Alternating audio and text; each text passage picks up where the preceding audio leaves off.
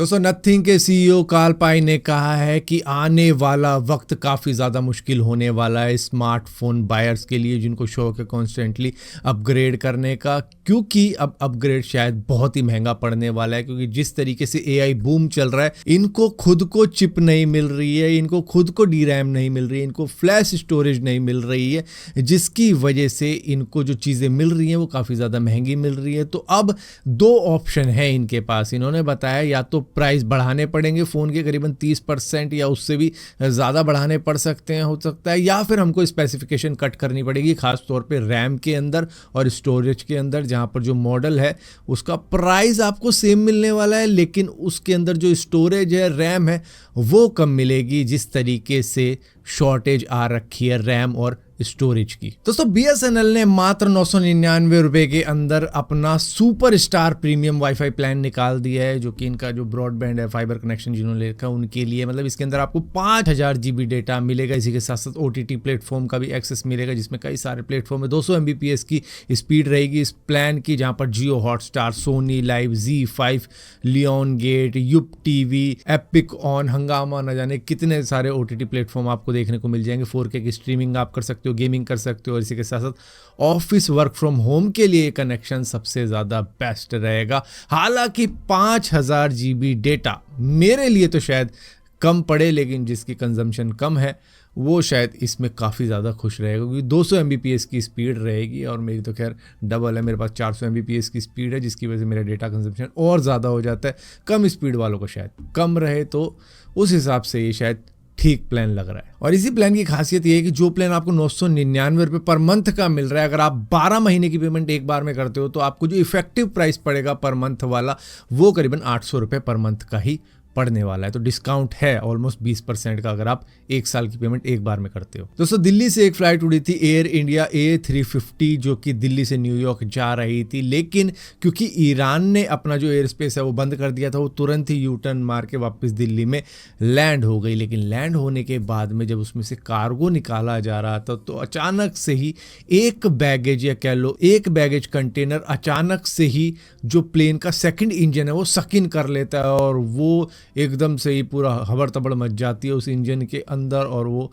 अंदर से पूरा थोड़ा डैमेज हो जाता है, क्योंकि पंखड़ी का इतना तेज़ घूमना एक वैक्यूम क्रिएट कर देता है, जिसकी वजह से जो कार्गो लेके जाया जा रहा था वो अचानक से उड़ के उस प्लेन के सेकंड इंजन में घुस जाता है, और वो जो इंजन है वो पूरी तरीके से डैमेज हो जाता है। फिलहाल के लिए यहाँ पर इन्वेस्टिगेशन चल रही है ग्राउंड हैंडलिंग एजेंसी की, एयरपोर्ट सेफ्टी प्रोटोकॉल की, और फॉग और विजिबिलिटी ऑपरेशन की, भैया क्या हुआ क्या नहीं हुआ, जिसकी वजह से इस तरीके की लापरवाही हो गई। मतलब ये भी हो सकता था कि उसके अंदर कोई इंसान भी आ सकता था बजाय उस बैगेज के। दोस्तों तेलंगाना में जो लोग रहते हैं उनको शौक हो जाएगा ये बात सुन के कि वहाँ के सीएम रेवंत नाथ रेड्डी एक प्रपोजल तैयार कर रहे हैं कि क्यों ना ट्रैफिक फाइन ऑटोमेटिकली बैंक से ही कट कर दिया जाए, और वो ऑटोमेटिकली डिडक्ट होगा कि जैसे आपका चालान कटा तुरंत ही पैसे कट गए, और आपको मैसेज आएगा अरे इसलिए तुम्हारा चालान कटा है और 10,000 रुपये तुम्हारे बैंक से निकाल लिए गए। दरअसल ये कह रहे हैं व्हीकल रजिस्ट्रेशन के टाइम पर ही ओनर का बैंक अकाउंट भी लिंक कर देना चाहिए, और जैसे ही चालान काटा जाए उसके अकाउंट से पैसा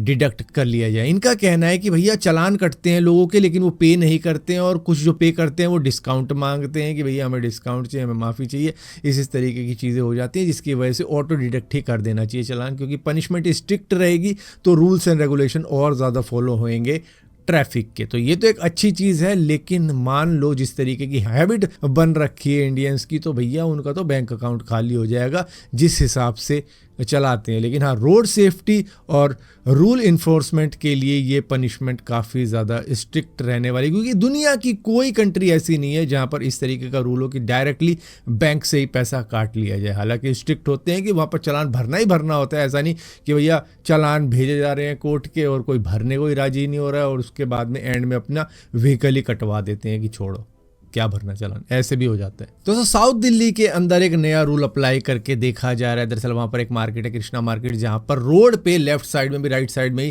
कार पार्किंग हो जाती है, जिसकी वजह से जो रोड है वो काफ़ी ज़्यादा नैरो हो जाता है, और उसको और चौड़ा करने के लिए और इस पार्किंग की समस्या को सॉल्व करने के लिए वहाँ पर ये किया जा रहा है, एक एक्सपेरिमेंट है एक्चुअली में, कि भैया एक दिन एक साइड पे गाड़ी लगेगी, दूसरे दिन दूसरी साइड पे गाड़ी लगेगी, इस तरीके से चलेगा यहाँ पे कि मतलब अगर 4 गाड़ी इधर लगी हुई, 4 गाड़ी उधर लगी हो तो भैया तो ये 4 गाड़ी उस दिन इधर लगेगी और अगले दिन इधर लगेगी। तो इस तरीके से करने को सोच रहे हैं, लेकिन मैं कह रहा हूं कि अगर ऐसा किया जाएगा तो जगह तो रोड पे उतनी की उतनी बचनी है, क्योंकि अगर 4 गाड़ी इधर 4 गाड़ी उधर है और उसके बाद में 4 गाड़ी अब एक साइड पे भेजो तो टोटल हो जाएंगी 8 गाड़ी। वो 8 गाड़ी कैसे लगाई जाएगी, वो एक समस्या है। मेरे हिसाब से इस रूल को हमें बेंगलुरु की तरह सॉल्व करना चाहिए, क्योंकि बेंगलुरु के अंदर कई जगहों पर अब पार्किंग भी लेने का ऐलान किया गया है कि मतलब अगर आप रोड पे गाड़ियां खड़ी करोगे तो भैया पार्किंग ली जाएगी। कुछ जगहों पे हो रहा है ऐसा, हर जगह पे नहीं हो रहा कि मतलब रोड पे गाड़ी खड़ी कर दी तो भैया आपको पार्किंग फ़ी देनी पड़ेगी। जैसे कि महीने का काट लिया जाएगा 3,000 रुपये 4 व्हीकल का,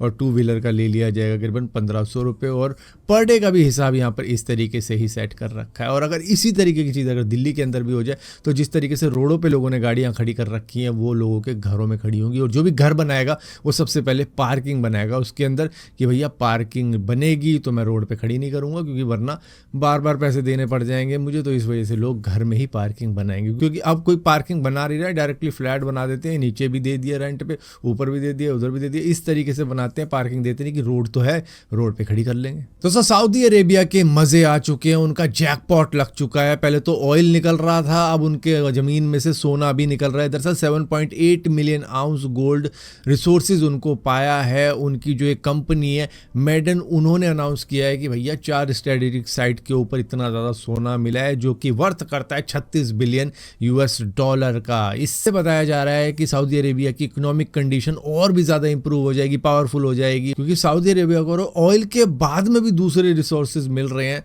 तो वो एक मज़ेदार चीज़ हो जाएगी उनके लिए। दोस्तों, ईरान की सिचुएशन काफ़ी ज़्यादा ख़राब हो रखी है। पूरी कंट्री के अंदर प्रोटेस्ट चल रहा है, क्रैकडाउन हो रहे हैं। यूएस ईरान की टेंशन जो चल रही है उसके अंदर ऐसा ही लग रहा है कि कुछ भी कभी भी हो सकता है, क्योंकि भैया यूएस ने भी अपनी शिप भेज दी है, स्ट्राइक करने वाले जहाज भेज दिए हैं, जिसकी वजह से कंडीशन थोड़ी ऐसी लग रही है। और इसी वजह से इंडियन स्टूडेंट्स को, इंडियन सिटीजन्स को वहाँ से इवैक्यूएट करने की प्रक्रिया आज ही चालू कर दी है, जहाँ पर स्टूडेंट, बिजनेस पीपल और टूरिस्टों को कह दिया गया है भैया फटाफट इस कंट्री से निकलो, और इवैक्यूएशन करने का हम तो खैर जुगाड़ लगा ही रहे हैं। इसी के साथ साथ मिनिस्ट्री ऑफ एक्सटर्नल अफेयर ने कह दिया है कि इंडियंस को वापस लाने की प्रक्रिया आज से ही चालू की जाएगी, जहां पर गुलिस्तान, तेहरान मेडिकल यूनिवर्सिटी के स्टूडेंट्स को सबसे पहले निकाला जाएगा, मतलब बैचेस वाइज निकाला जा रहा है। और इसी के साथ साथ ईरान अपने प्रोटेस्टर्स के साथ में जिस तरीके की हरकत कर रहा है वो आप सुनकर शौक हो जाओगे। दरअसल गवर्नमेंट ही कर रही है उन्होंने एक 26 साल के ईरानियन प्रोटेस्टर